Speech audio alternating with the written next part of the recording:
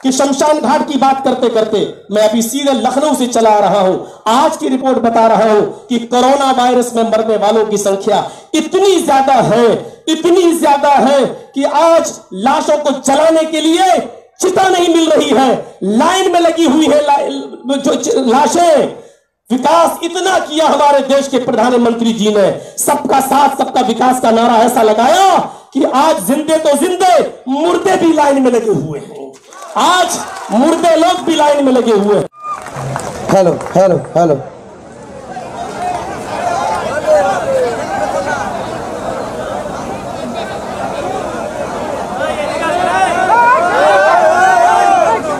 अस्सलाम वालेकुम। हमारे हिंदू भाइयों को बहुत बहुत आदाब।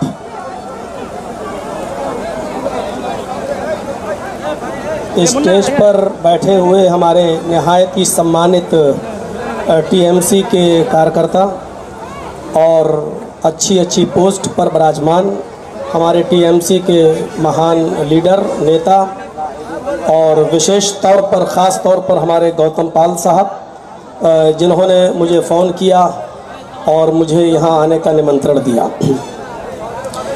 आज आपकी ये सभा देखकर मुझे बहुत ही ज़्यादा प्रसन्नता और खुशी हो रही है, और होना भी चाहिए, क्योंकि मैं आज तक किसी भी राजनीतिक स्टेज पर जाकर मैंने किसी नेता का प्रचार नहीं किया है। ये मेरा पहला मौका है और मैं सिर्फ गौतम पाल के लिए यहाँ जो आया हूँ उसकी ज़रूरत मुझे सिर्फ इसलिए पड़ी क्योंकि ये जो लड़ाई हो रही है इलेक्शन की, ये लड़ाई चुनाव की नहीं है, इलेक्शन की नहीं है। ये जो लड़ाई है वो असल में सच और झूठ की लड़ाई है।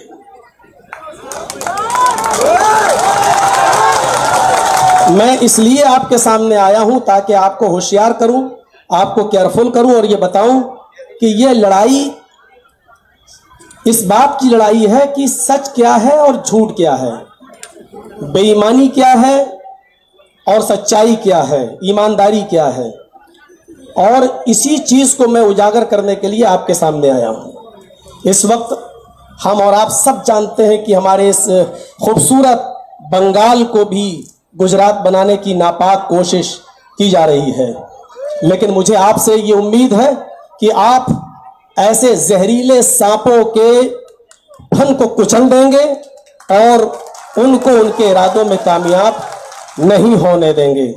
ये लड़ाई बंगाल को बचाने की लड़ाई है, ये लड़ाई इस देश को बचाने की लड़ाई है। अगर ये लड़ाई देश के बचाने की और बंगाल के बचाने की नहीं होती तो मैं नहीं आता। मैं सिर्फ इसलिए आया हूं कि आपको यह बता दूं कि किस तरीके से हवाई जहाज के अड्डे, एयरपोर्ट बेच दिए गए हैं, किस तरीके से स्टेशनें बेच दी गई हैं, LIC बेच दी गई है और स्टेडियम को अपने नाम पर बनाया जा रहा है।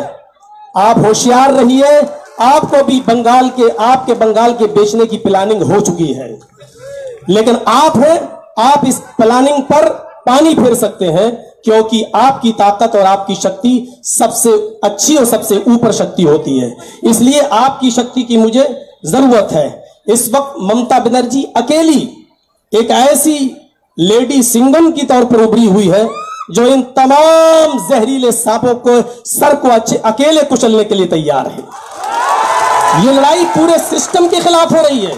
आप ये देखिए कि किस तरीके से अभी इलेक्शन के मौके पर CRPF की तरफ से गोलियां चलाई गई और एक वर्ग विशेष के 4 लोगों की हत्या कर दी गई है। बिल्कुल आग जलाने की कोशिश की जा रही है, वातावरण को हिंदू और मुसलमान बनाने की कोशिश की जा रही है।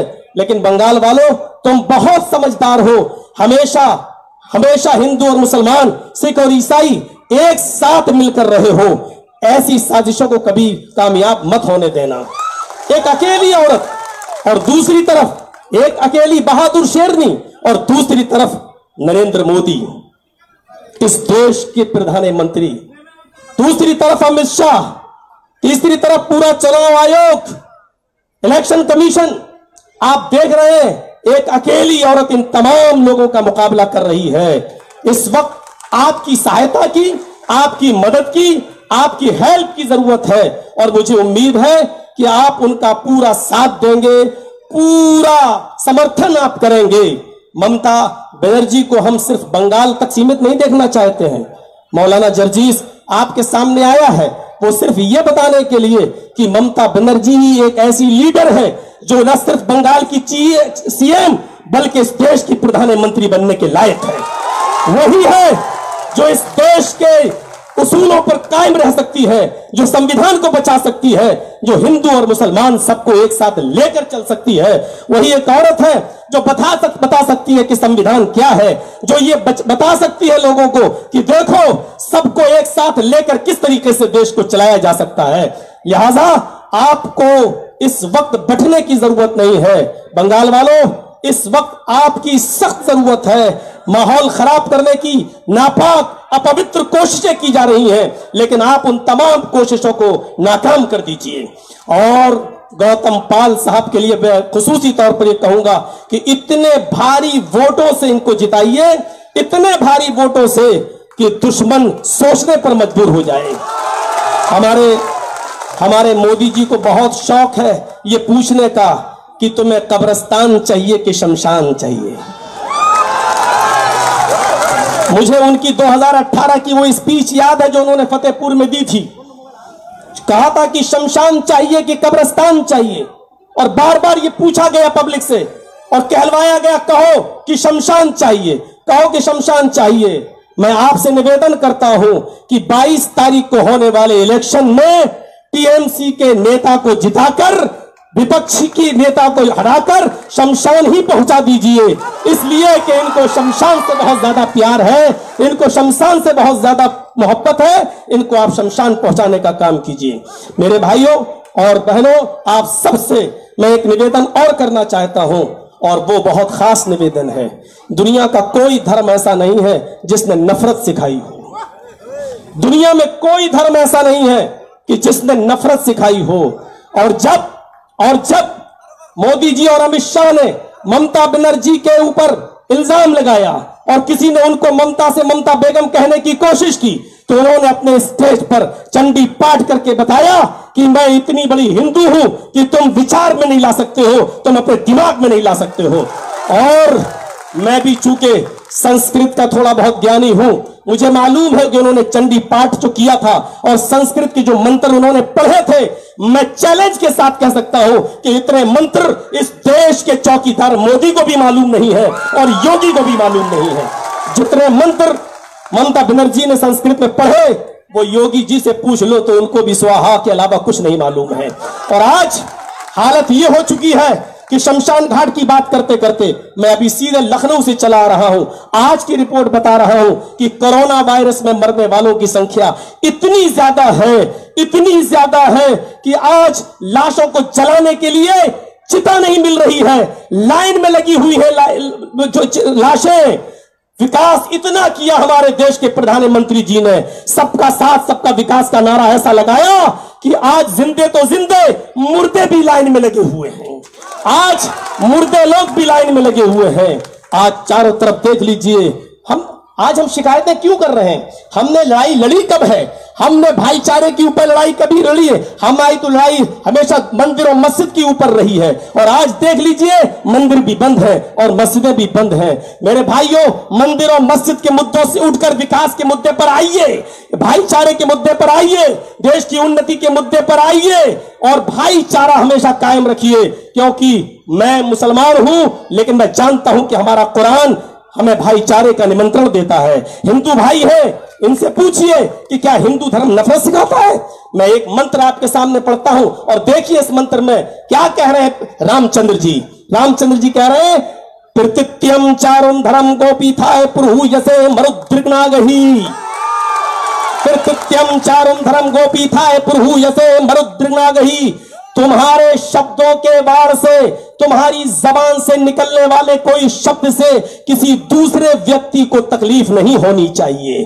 जो हिंदू धर्म हमें शब्दों के जबान पर, जीभ पर कंट्रोल करने का आदेश दे रहा हो, और जो ये कह रहा हो कि अपने शब्दों से जब जबान से बोलो तो ऐसा शब्द यूज नहीं होना चाहिए कि जिससे किसी मनुष्य को तकलीफ हो, चाहे वो हिंदू हो या मुसलमान, किसी को तकलीफ नहीं होनी चाहिए। वो धर्म ये कैसे बर्दाश्त करेगा कि एक समुदाय, एक वर्ग विशेष पर दूसरा वर्ग विशेष जुल्म करे? माफ करना, ये हमारी राजनीति को गंदी पॉलिटिक्स तो हो सकती है, लेकिन ये धर्म की शिक्षा नहीं हो सकती है कि कोई किसी से नफरत करे।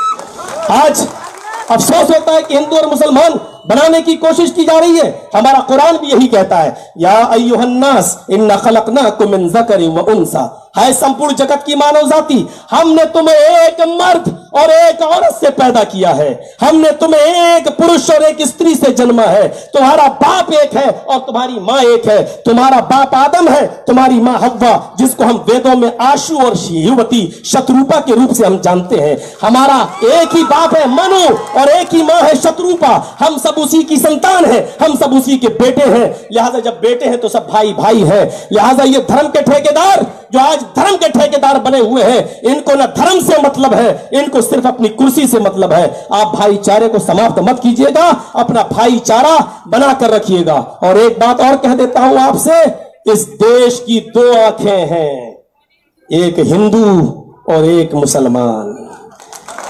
इस देश के दो हाथ हैं, एक हिंदू और एक मुसलमान। इस देश के दो पैर हैं, एक हिंदू और एक मुसलमान।